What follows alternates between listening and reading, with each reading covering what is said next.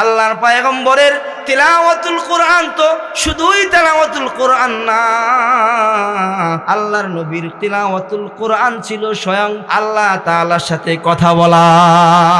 আল্লাহর পয়গম্বর কথা বলে আল্লাহ তাআলার সাথে, আর দুষ্টরা দুষ্টমি করে কখনো কখনো নবী কানে আঙ্গুল দিয়া কোরআন তেলাওয়াত করে। কোনোভাবেই কোরআন তেলাওয়াত বন্ধ করা যায় না। এবার বড় পরিকল্পনা নিছে যে বিদেশ থেকে হায়ার কইরা জাদুকর আনমু, আইনা তারপরে মোহাম্মদ রে বুঝায় দিমু যে এটা জাদুর বাণী। মুহাম্মদুর রাসূলুল্লাহ তো অসহায়, উনার মা নাই, বাবা নাই, বাপ চাচারাও কাফের, কেউ ঈমান আনে না। নবী আমার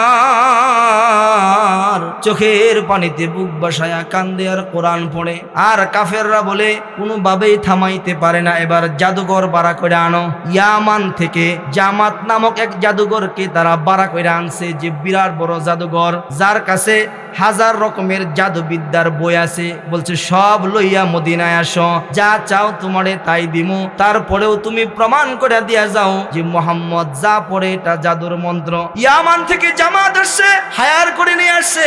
জামাত আইসা বলে কই কোথায় তোমাদের সেই মোহাম্মদ যে জাদুর মন্ত্র পড়ে মানুষকে তার দিকে আকৃষ্ট করে? দুনিয়ার মধ্যে আমার চাইতে বড় জাদুঘর আর কেউ নাই, আমি একটু তারে দেখতে চাই, আমারে দেখায় দাও। তো কাফেররা বলে ওই যে দেখো কাবার পাশে দাঁড়ায় দাঁড়ায় একটা লোক কি যেন বিড়বিড় করে পড়তেছে, এটাই মুহাম্মদ, তুমি তার কাছে যাও, গিয়া শোনো সে যে জাদুর বাণী পড়ে এটা তুমি তারে ধইরা দাও। জামাত মদিনায় আইসা রাসূল দাঁড়ায়া দাঁড়ায়া কোরআন তেলাওয়াত করে, জামাত পিছনে দাঁড়ায়া দাঁড়ায়া জাদুর মন্ত্র মনে করে শুনতেছে।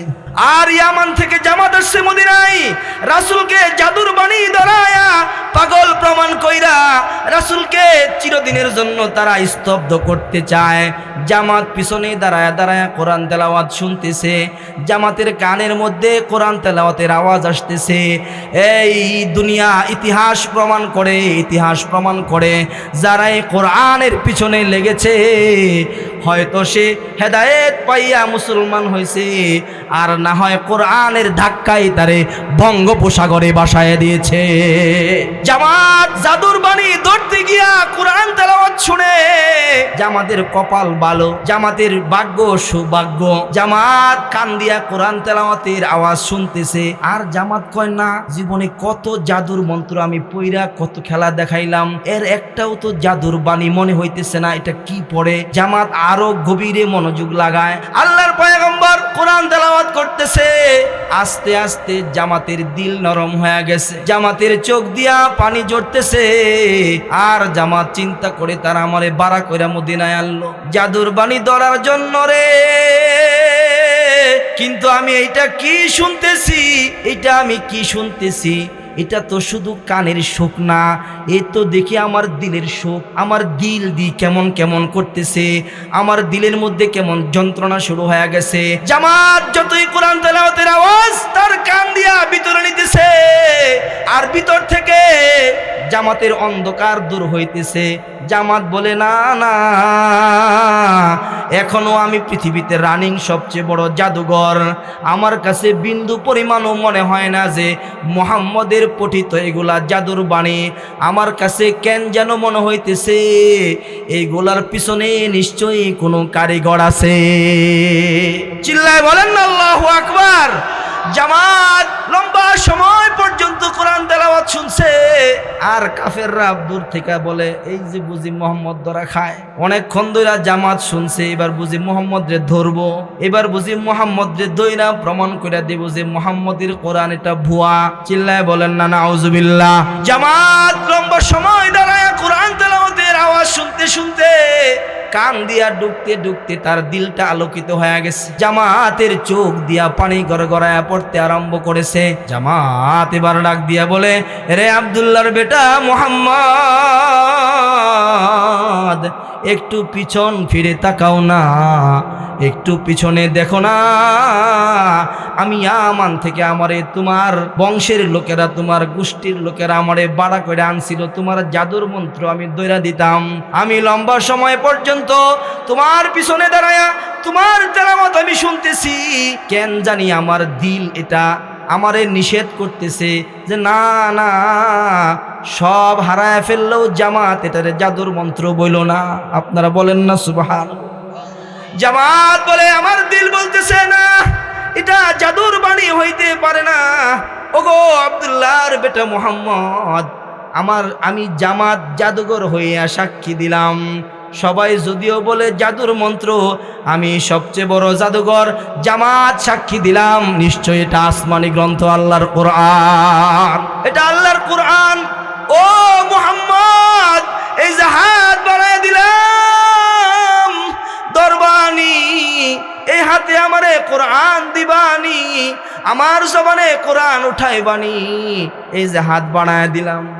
নবী তো এই জন্যই অপেক্ষায় থাকে কোন সময় আল্লাহর কোন বান্দা হাত বাড়ায় দিয়া নবীরে আগলায় ধরবে। জামাত হাত বাড়ায় দিছে, নবী চোখের পানিগুলা ছেড়ে দিছে, দিয়া বলে আমার আল্লাহর শুকরিয়া, আমার আল্লাহর বড়ত্ব, আমার আল্লাহর মহত্ব কত বড় যে আমি জামাতরে দাওয়াতও দেই নাই, কিছুই বলি নাই। আল্লাহর কোরআনের কি পাওয়ার, আল্লাহর কোরআনের কি ক্ষমতা যে জামাতের হৃদয়টারে আল্লাহর কোরআন জয় করে ফেলছে। এ বাণী সকলের নয়, শুধু মুমিনের, যারাই চলবে মেনে ফল পাবে কোরআনের। ঠিক না? এ বাণী সকলের নয়, শুধু মুমিনের, যারাই চলবে মেনে ফল পাবে কোরআনের। জামাত বলে দেন না হাতটা, একটু দেন না। নবীর হাতটা দইরা জামাত কালেমা পড়ে মুসলমান হয়ে যায়। কাফেররা মুখ ডাইকা যার যার রাস্তা মাপে। আবু জাহেল কয় মান ইজ্জত গেছে, আবু লাহাব কয় মান ইজ্জত গেছে। বলে আল্লাহ জামাত রে মুহাম্মদ রে ধরবো, আর এখন দেখি নিজের দেহটা, নিজের কল্লাটার এই মুহাম্মদের পায়ের নিচে দিয়া দিছে।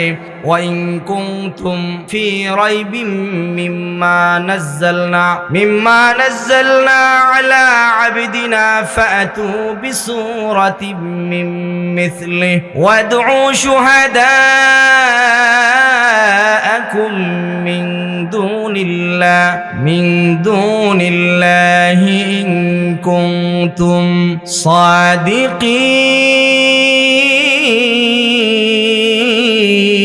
সাদিকিন। আল্লাহু আকবার।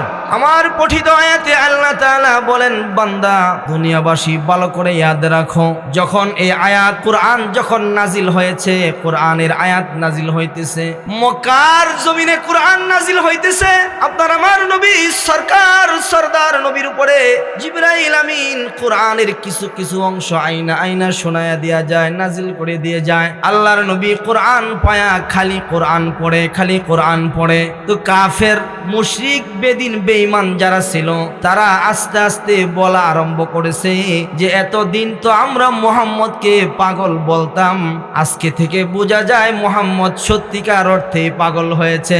কারণ কেউ যখন পাগল হয়ে যায় তখন মুখ দিয়া যা আসে তাই বলে, কি বলে না। আল্লাহর নবী যখন কোরআন তেলাওয়াত করে তো কাফের মুশরিকরা কয় মুহাম্মদকে আগে পাগল বলতাম, এখন দেখা যায় সত্যিকার অর্থেই মুহাম্মদ পাগল হয়েছে। আপনারা কি বলেন মুহাম্মদ পাগল হয়েছে? একটু আওয়াজ দিয়ে বলেন হয়েছে। আল্লাহর নবী কোরআন তেলাওয়াত করে আর কাফেররা কয় মুহাম্মদ এবার বুঝি পাগল হয়েছে, মুহাম্মদ বুঝি সত্যিকারের পাগল হয়েছে। এজন্য আল্লাহ তাআলা কোরআনে কারীমের আয়াত নাজিল করে দিয়া তামাম দুনিয়ার কাফেরদেরকে ডাইকা বলতেছে, ও দুনিয়ার কাফের বেঈমানেরা, আমি আমার বন্ধুরে কোরআনের মাধ্যমে সরল পথ দেখাবো। আমি আমার বাণী কোরআনের মাধ্যমে কিয়ামত পর্যন্ত আমি আমার বান্দাদেরকে সিরাতে মুস্তাকিমের রাস্তায় পরিচালিত করব। এজন্য আমি লৌহে মাহফুজ থেকে কোরআন আমি আমার বন্ধুর কাছে পাঠাইতেছি। আর তোরা দুনিয়ায় থাইকা আমার বন্ধুরে পাগল বলতেছস, তোরা বলতে চাস যে আমার বন্ধু যা বলতেছে এগুলা পাগলের প্রলাপ। যদি তোরা তোদের দাবিতে সত্য হয়ে থাকস, তাইলে আল্লাহ বলেন আমি আমার বন্ধুর উপরে যে কোরআন নাজিল করেছি, তোরা সবাই মিলা দেখ এই কোরআনের একটা সূরার মতো একটা সূরানি তোরা বানাইতে পারস। চ্যালেঞ্জ করেছেন স্বয়ং আল্লাহ। আল্লাহ ডাক দিয়ে বলে মিম্মা নাযালনা আলা আবিদিনা, রে দুনিয়ার বেঈমানের দল, আমি আমার বন্ধুর উপরে কোরআন নাজিল করতেছি, আর তোরা বলতেছ যে মুহাম্মদ জাদু পড়ে, মন্ত্র পড়ে, কবিতা পড়ে। এরে বেকুফের দল, আমি আমার বান্দার উপরে যা নাজিল করেছি তোরা সব কাফেররা মিল্লা একমাত্র আমি আল্লাহরে ছাড়া, আমি আল্লাহ তোদেরকে সাহায্য করব না, আমি ছাড়া তোদের যত সাহায্যকারী আছে সব শক্তিরে আব্বা ডাকবি, আব্বা আয়ান বিপদে পড়ছি একটু বাঁচান। আল্লাহ বলেন সবারে ডাইকা লইয়া তারপরে আমি যে আমার বন্ধুর উপরে কোরআন নাজিল করেছি, এই কোরআনের ছোট্ট একটা সূরা যার মধ্যে আয়াত সংখ্যা মাত্র 3, আমি তোদেরকে সূরা বাকারার মতো সূরা বানাইতে বলবো না, আমি তোদেরকে কোরআনের বড় সূরা বানাইতে বলবো না। এই মাদ্রাসা হেফাজত করবা, তো জিজ্ঞাসা করা মাত্র তারা বইলা দিবে কোরআনের সবচেয়ে বড় সূরার নাম সূরা বাকারা। তারা চিল্লায়া বইলা দিবে কোরআনের সবচাইতে ছোট সূরার নাম সূরাতুল কাউসার। আল্লাহ বলেন এ দুনিয়ার মুশরিকের দল, বেঈমানের দল, বড় সূরা বানান লাগবো না, একটা ছোট্ট সূরা বানা। আমার কোরআনে সবচাইতে ছোট্ট সূরা হলো সূরা কাউসার। আয়াত কয়টা? আরো জোরে সবাই মিলে একসাথে 3 আয়াত বিশিষ্ট একটা সূরা বানায়া আমারে দেখা। কাফেররা যখন এই চ্যালেঞ্জের আয়াত শুনলো, তারা তো আরবি ভাষা বুঝে, যখন নবী আলাইহিস সালাতু ওয়াস সালাম আয়াত পড়ে ওয়াইন কুনতুম ফি রাইবিম মিম্মা নাযালনা আলা আবদিনা ফাতু বিসূরাতিন মিন মিসলিহি ওয়াইন কুনতুম ফি রাইবিম মিম্মা নাযালনা আলা আবদিনা ফাতু বিসূরাতিন মিন মিসলিহি وادعوا شهداءكم من دون الله إن كنتم صادقين। আল্লাহর নবী কোরআন তেলাওয়াত করে কাফেররা শুনে কয় সর্বনাশ, এই মুহাম্মদ দি চ্যালেঞ্জ করতেছে আমাদেরকে, মুহাম্মদ চ্যালেঞ্জ করতেছে আমাদেরকে, আমরা যেন তার পঠিত এই জাদু মন্ত্রের মতো আমরা যেন একটা জাদু মন্ত্র বানায় তারে দেখাই, চ্যালেঞ্জ করতেছে।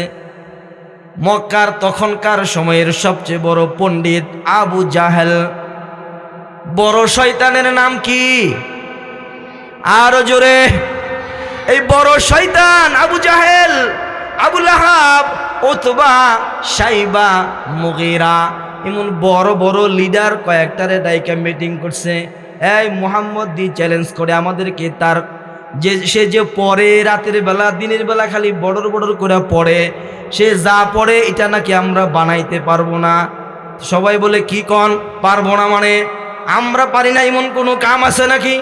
আমরা সব পারি, রাতের বুট দিনে মারতে পারি, দিনের বুট রাতে মারতে পারি, এটা বুঝে পারতাম না।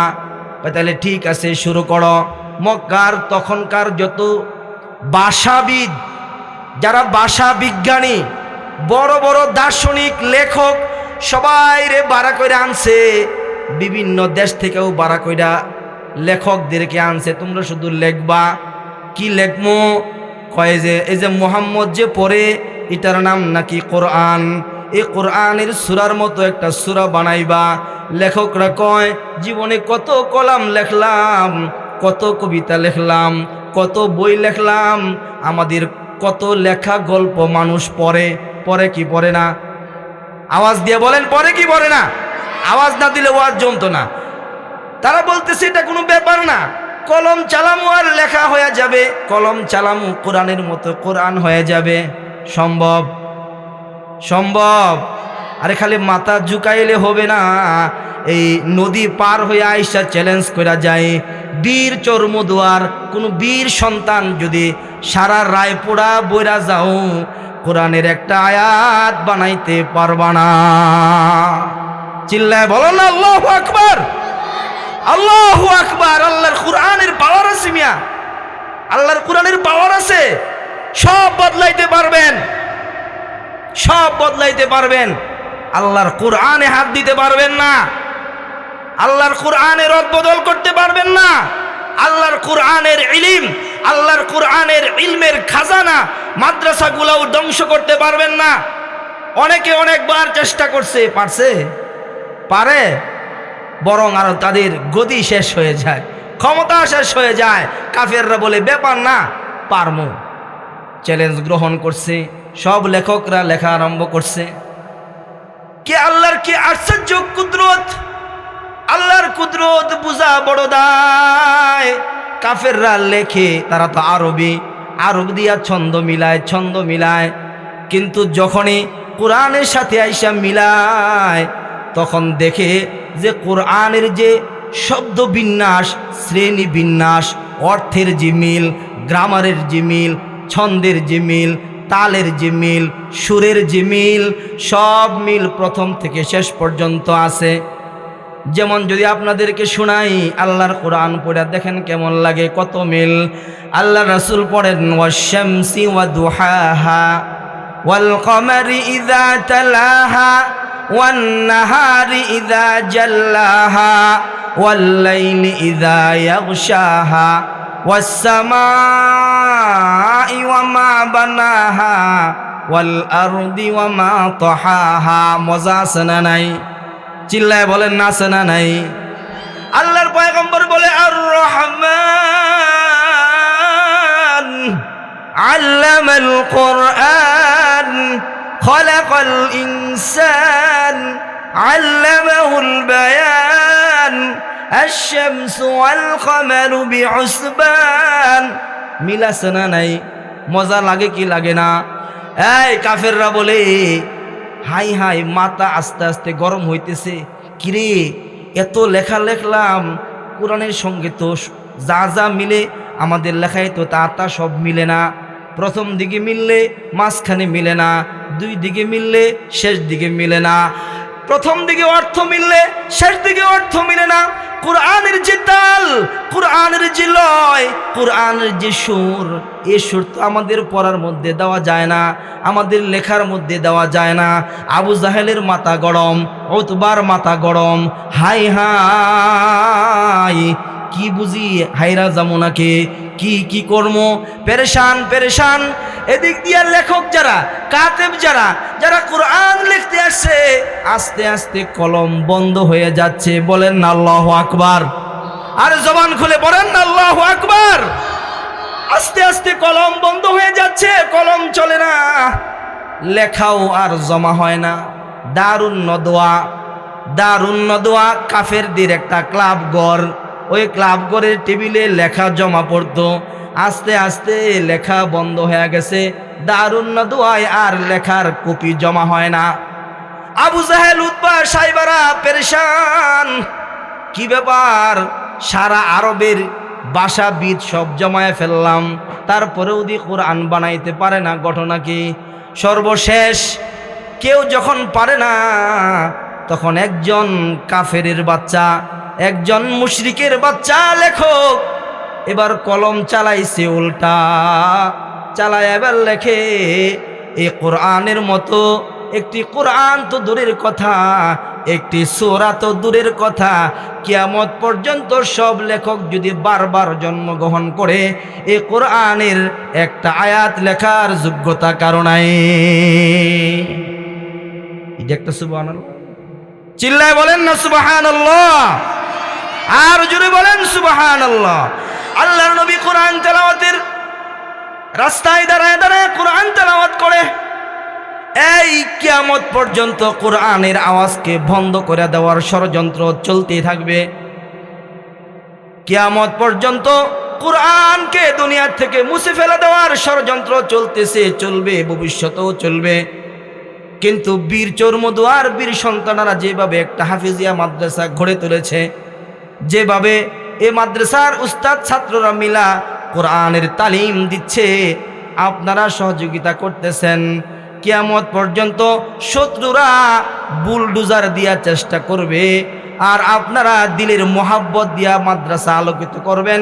আল্লাহর কসম, যতদিন আসমান থাকবে, জমিন থাকবে, ততদিন মাদ্রাসা থাকবে, আর কোরআন ধ্বংস করনেওয়ালা জাতি আসবে আর যাবে, আসবে আর যাবে করতে। নবীজির এমন অবস্থা হয়েছে যে এবার নবী যেখানে দাঁড়ায় সেখানে কোরআন তেলাওয়াত করে। আর অবস্থাটা এমন হইতেছে এখন আর মানুষকে কালিমার দাওয়াত দেওয়া লাগে না, মানুষকে আর কালিমার কথা বলতে হয় না। যে মানুষ দাঁড়ায়া খালি কোরআন তেলাওয়াত শুনে ওই মানুষটা কাফের, ইহুদি, খ্রিস্টান। কোরআন তেলাওয়াত শুই নাই বলে মুহাম্মদ আমার হাতটা ধরো, ওগো আল্লাহর নবী মুহাম্মদ আমার হাতটা ধরো,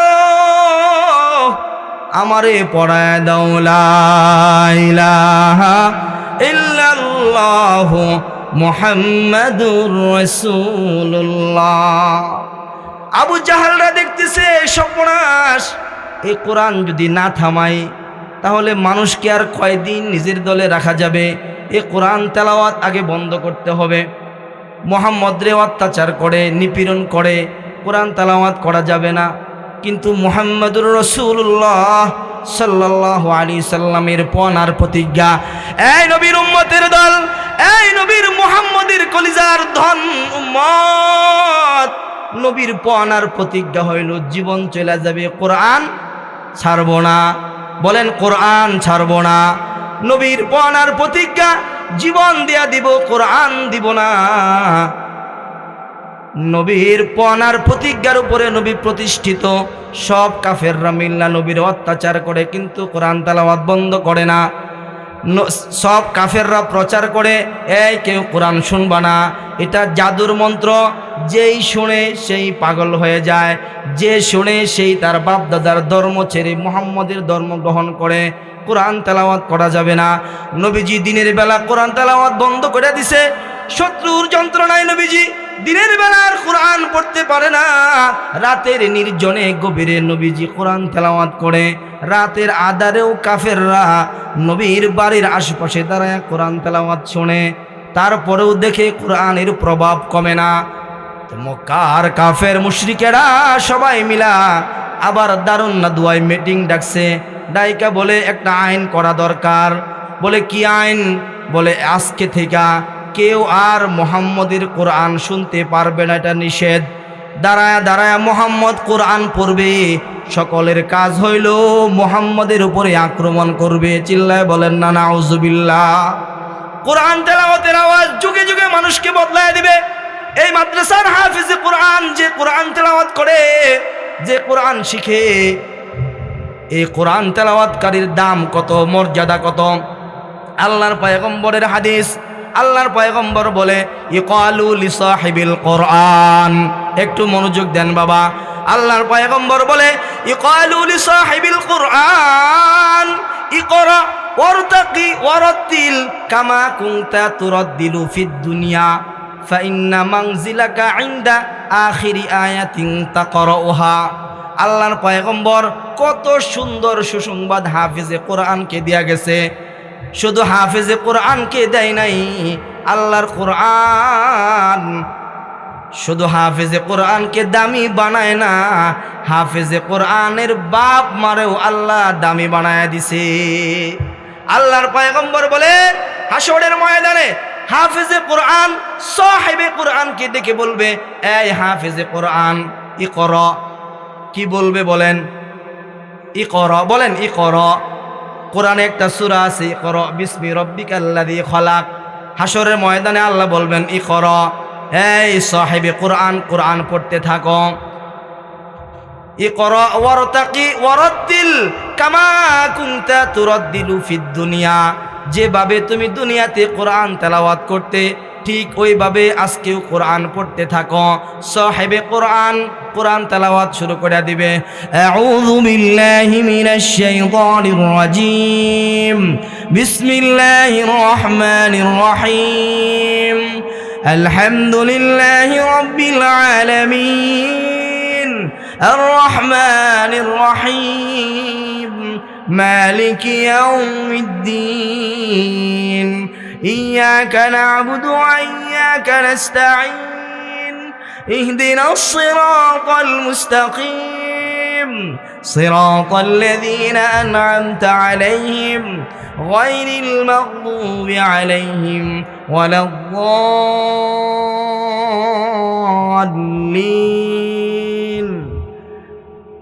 الضالين হাফিজ কোরআন আউযু বিল্লাহ দিয়া শুরু করবে আর আল্লাহ তাআলা বলবে, বান্দা একটা আয়াত পড়বা আর একটা তালা দখল করবা, একটা আয়াত পড়বা আর একটা তলা দখল করবা। কোরআনের যতগুলা আয়াত আছে এতটি আয়াত সংখ্যার ৬,৬৬৬ আয়াত কোরআনুল কারীমের মধ্যে আল্লাহ তাআলা সাহেবে কোরআনের জন্য এতগুলা তলা বিশিষ্ট জান্নাত বানায়া তারে বলবে পড়তে থাকো আর উপরে উঠতে থাকো, পড়তে থাকো, উঠতে থাকো। হাফিজ কোরআন তেলাওয়াত আরম্ভ করে দিছে। ১ আয়াত, ২ আয়াত, ১০ আয়াত, ১০০, ৫০০, ১০০০, ৫০০০, ৬০০০ সবগুলা আয়াত পড়বে। একজন সাহেবে কোরআন সবচাইতে বড় জান্নাতের মালিক হয়ে যাবে। আল্লাহর পয়গম্বর বলে, যতক্ষণ পড়বা ততক্ষণ উড়বা, যেখানেই থেমে যাবা সেখানেই তোমাকে স্টপ করে দেওয়া হবে, এতটুকুন পর্যন্তই তোমার। এ হাফেজ কোরআন ছাত্র ভাইয়ারা, তৈরি হও, নিজেরে তৈরি করো, যোগ্য করো, হাফেজ কোরআন হও। দুনিয়াতে যদিও মানুষ তেমন মূল্যায়ন করবে না, তোমারে মুন্সি কয়া ডাকবো, মৌলবী কয়া ডাকবো, তোমারে কইব এই হাফেজ সাহেব দিগায়ও, তোমারে দাম দিব না। কিন্তু মনে রাখো, তোমার চূড়ান্ত দাম হবে হাসরের ময়দানে। আল্লাহ তাআলা বান্দারে কোরআনের মাধ্যমে মূল্যায়ন করে। হযরত উমর রাদিয়াল্লাহু তাআলা আনহু একজন গোলাম, আজাদকৃত গোলামকে একটা রাষ্ট্রের গভর্নর বানায়া দিছে, গভর্নর বানাইছে। সাহাবীরা এসে বলে, ওগো উমর, একজন গোলাম যারে আমরা টাকা তুইলা আজাদ করলাম, তারে আপনি বানায় দিলেন একটি রাষ্ট্রের গভর্নর, কেমনে হইল? উমর ইবনুল খাত্তাব বলে, ও দুনিয়ার ভাইয়েরা আমার, আমি তো কারো চেহারা দেখা রাষ্ট্রপ্রধান বানাই না, তোমাদের বুটেও বানাই না, আমি গভর্নর বানাইছি তার কোরআন তেলাওয়াতের কারণে। আমাদের মধ্যে সবচাইতে সুন্দর তার কোরআন তিলাওয়াত। আর আল্লাহ তাআলা কোরআনে বলেছেন, ইউদিল্লু বিহি কাসীরা ওয়া ইয়াহদি বিহি কাসীরা। হযরত উমর বলে, আল্লাহর কোরআনে দলিল আছে, যারা আল্লাহর কোরআন মাইনা লয়, আল্লাহর কোরআন শিখা নিজের দেহের মধ্যে হেফাজত করে, যারা আল্লাহর কোরআন জবান দিয়া পইরা পইরা কোরআন তেলাওয়াতের হেফাজত করে, কোরআনের হক আদায় করে, কখনো কখনো তাদেরকে আল্লাহ দুনিয়ার বাদশাহ বানায়া দেয়। কোরআন শিখাও ছেলে মেয়েকে। ওহে মুসলমান, জান কবজের সময় তোমার হইবে রে আহসান। কোরআন শিখাও ছেলে মেয়েকে। ওহে মুসলমান, জান কবজের সময় তোমার হইবে রে আহসান। তোমার একটি ছেলে হাফেজ হলে, ও তোমার একটি ছেলে আলেম হলে, পড়বে কোরআন মৃত্যুকালে। পড়বে কি পড়বে না? তোমার একটি ছেলে হাফেজ হলে পড়বে কোরআন মৃত্যুকালে। ভেগে যাবে মরদুদ শয়তান, বাঁচিবে ঈমান। কোরআন শিখাও ছেলে মেয়েকে। ওহে মুসলমান, রাজি আছি নাকি নাই? কারা কারা রাজি আছে একটু হাত তুলে আল্লাহরে দেখায়। নারে তাকবীর। আল্লাহ আজকের এই সম্মেলন থেকে আমরা নিয়ত করতেছি, আমরা আমাদের সন্তানগুলারে হাফেজে কোরআন বানাবো, আলেমে দ্বীন বানাবো। আপনি আমাদের এই নিয়তকে কবুল করেন, মঞ্জুর করেন, চিল্লায় বলেন না আমিন। প্রিয় হাজিরিন, হাত নামান। আল্লাহ তাআলা আপনাদের হাতগুলা কবুল করেন। প্রিয় হাজিরিন, আল্লাহ সুবহানাহু ওয়া তাআলা কিয়ামত পর্যন্তই কুরআনওয়ালাদেরকে সম্মানের সাথে ইজ্জতের সাথে দুনিয়া থেকে আখিরাতের দিকে ডাকবে। আখিরাতে আলমে বরজখ থেকে শুরু করে একবারে জান্নাত পৌঁছার আগ পর্যন্ত কোনো আলেম হাফেজে কোরআন, সাহেবে কোরআন, কোনো আলেমের মোহাব্বতকারী, কোনো আলেমকে ভালোবাসা দেনেওয়ালা কোনো উম্মতের কোনো চিন্তা নাই, কোনো ভয় নাই, নির্ভয়ে নির্বিঘ্নে আল্লাহ তাআলা শুধুই মাত্র কোরআনের মোহাব্বতের কারণে আল্লাহ জান্নাত দিবে, এমন ইতিহাস বুড়ি বুড়ে ইতিহাসের পাতায় পাওয়া যায়। ভারতবর্ষের ইতিহাসে পাওয়া যায় এক মূর্খ লোক যে লেখাপড়া জানতো না, এমন এলাকায় তার বাসা যেখানে ভালো কোনো শিক্ষিত মানুষও নাই। হঠাৎ করে সে রাতের বেলা মারা গেছে। সারা রাত লইয়া তারে পাহারাদারি করছে।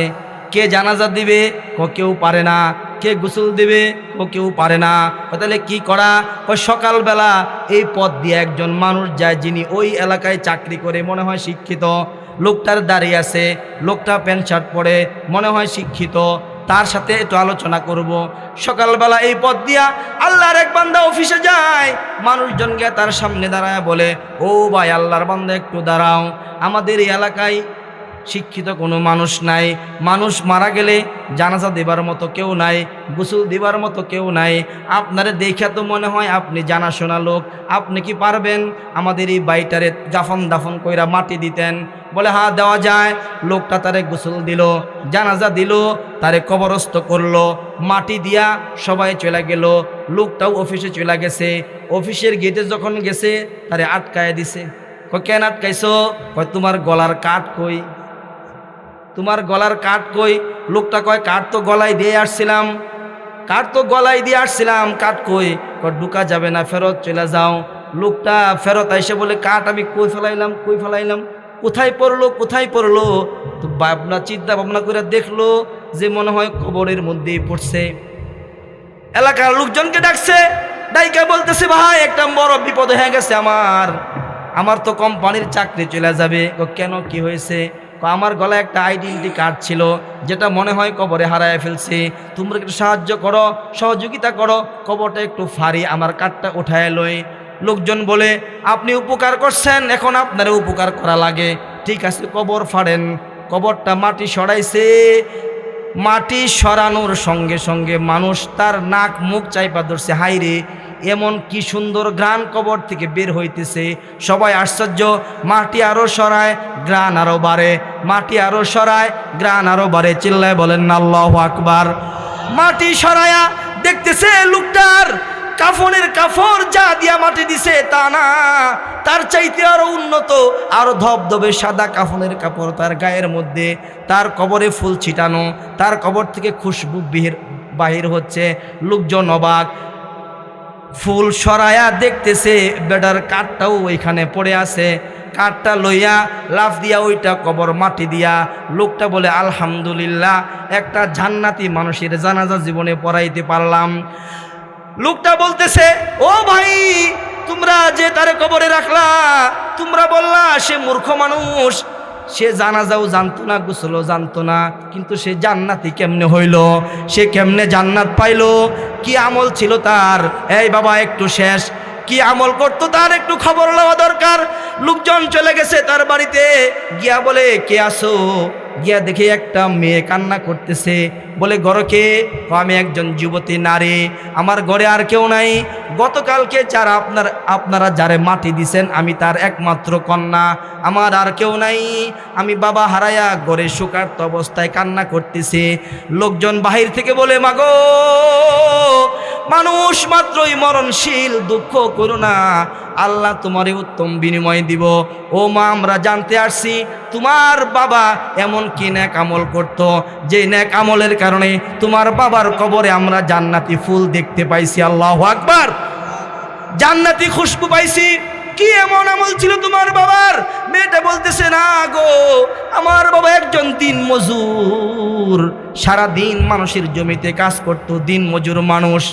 আমার বাবার তেমন কোনো আমল আমি দেখি নাই, তবে একটা আমল আমি আমার বাবার দেখছি, যে আমলটা হইল আমি ওই যে তক্তার উপরে রাখা একটা বই, ওইটা আমার বাবা দেখতাম সকালবেলা নামায়া এটার উপরে হাত বুলাইয়া বিনবির করে কি যেন বলতো, আমি শুধু শুনতাম, কিছুই বুঝতাম না। বাবা সকালবেলা এই বইটা নামায়া চুমা খায়া একটু হাতায়া আবার রাইখা কাজে চলে যাইতো, আবার সন্ধ্যার সময় আইসা এই কিতাবটা নামাইতো, বইটা নামায়া তার মধ্যে হাত বুলাইতো আর বলতো, হাযা কালামু রাব্বি, হাযা কালামু রাব্বি। আল্লাহু আকবার। এই লোকের আমল ছিল এটা, আল্লাহর কোরআন বাইর করে পড়তে পারতো না বাবা, খালি বলতো হাযা কালামু রাব্বি, এটা আমার রবের কালাম, এটা আমার রবের কালাম, এটা আমার মালিকের কথা, এটা আমার মালিকের কথা। এভাবে কইরা আল্লাহর বান্দা কোরআনের মহব্বত প্রকাশ করেছে। আসমান থেকে আল্লাহ তাআলা কোনো বান্দারে খালি ফিরায় না, কোনো বান্দারে আমার আল্লাহ নৈরাশ করে না, কোনো বান্দিরে আমার আল্লাহ নৈরাশ কইরা ফিরায় দেয় না। আল্লাহ তাআলা একটা মূর্খ কৃষক শুধুমাত্র কোরআনের বাণী চোখ দিয়া দেখছে আর আল্লাহর কালাম বইলা সাক্ষী দিছে। উলামায়ে কেরাম বলেন যে এই বান্দাটার একমাত্র এই নেক আমলের কারণে আল্লাহ তারে জান্নাত দিয়া দিছে। সুবহানাল্লাহ। পারবো কি আমরা কোরআনকে মহব্বত করতে?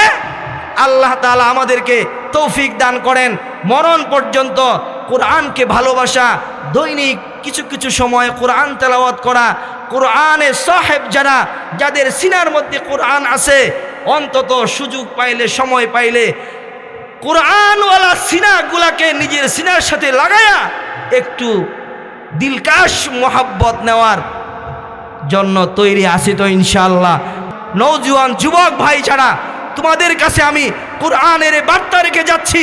সারা বাংলাদেশে ঘুরে আমরা শুধু এটাই বলতে চাই যে মুসলমানের সন্তান নওজোয়ান যুবক যারা আছো, তোমরা এই দেশ প্রেম বুকে ধারণ করে দেশের মানুষের কল্যাণে কাজ করবা, দেশের মানুষের নিরাপত্তায় কাজ করবা।